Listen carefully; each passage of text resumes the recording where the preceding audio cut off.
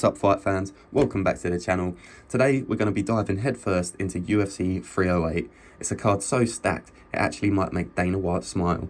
We'll be breaking down Topuria versus Holloway, Whittaker versus Chimaev, and a few other fights on the card. I've got some bold predictions here, so let's just hope that I'm better at this than I am at fantasy football. So let's kick things off with Geoff Neal versus Rafael dos Anjos. I like Geoff Neal. Let's be real, he hits like a truck. His knockout power is pretty scary. If you asked me to take a punch from him, I'd probably write my will first. And RDA, he has great cardio, so I think RDA will probably avoid getting hit with the big ones and just use his experience to his advantage and drag Neal into some deep water. So my prediction there is going to be Rafael dos Anjos by decision. I feel like this fight's going to go the distance, and I just feel RDA is probably going to grind out a win there. Moving on to Shara versus Petrosyan. This fight's going to be a hell of a fight. Both amazing strikers. Shara, the guy's like a real life ninja. He's just one of those dude who looks like he wakes up in the morning, just chooses violence. He's flashy, he's dangerous, he throws strikes like he's auditioning for a role in Mortal Kombat. And Arman, on the other hand, is a bit more calculated.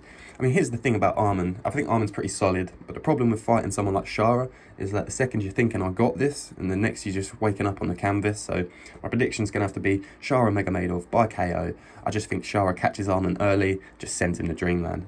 Alright, now on to Lerone Murphy versus Dan Ige. This fight is one of those don't blink or you'll miss it kind of fights. Lerone Murphy's nickname is the Miracle, which I think is quite fitting because it's going to take a miracle for him to survive Ige's Fist of Fury. Because Ige is a tough dude, seriously. He can take a hit, he can give a hit. I think Murphy is pretty slick, don't get me wrong. I just think Ige is going to drag him into one of those gritty dog fights that he loves to thrive in. So my prediction there is going to be Dan Ige by KO.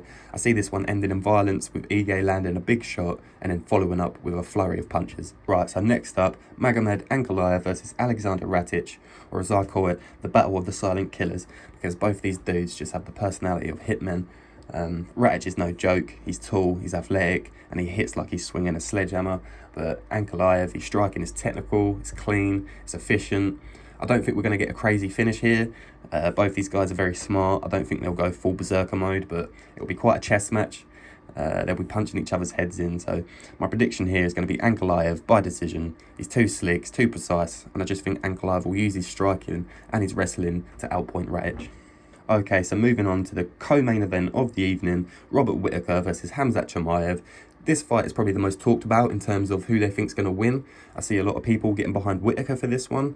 And Whittaker is one of the most well-rounded fighters in the UFC. But let's be real, Chimaev is just a straight-up savage. This dude walks into the octagon like he pissed in his cornflakes. He mauls people like he's trying to make a statement at every fight. Whittaker's striking is on point, especially his striking defence. But I just think Chimaev's game plan is going to be pretty simple. Get in Whittaker's face, take him down, and just start swinging until someone pulls him off. It's a bit like fighting a bear, except this bear can fucking throw hands too. So my prediction there is going to be Chimaev by KO.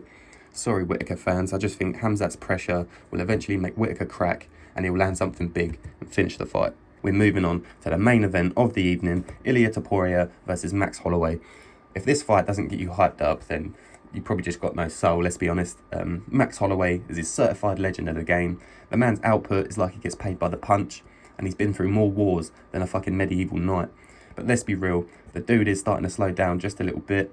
Topuria's fast, he's powerful, and he's not afraid to walk into the fire. And I think that's where he might catch Max. One big shot in the middle of a crazy exchange, especially if they plan on pointing at the ground in the first 10 seconds of the fight, like they say they might.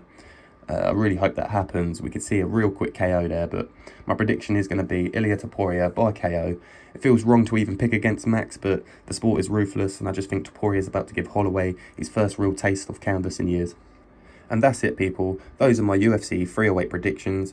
Let me know your thoughts in the comments. Am I on point with my predictions, or are you backing some of the legends like Holloway and Whittaker? I think either way, the card's going to be a banger. So hit that like button, subscribe if you haven't already, and I'll see you all after the fights for the recap. Peace.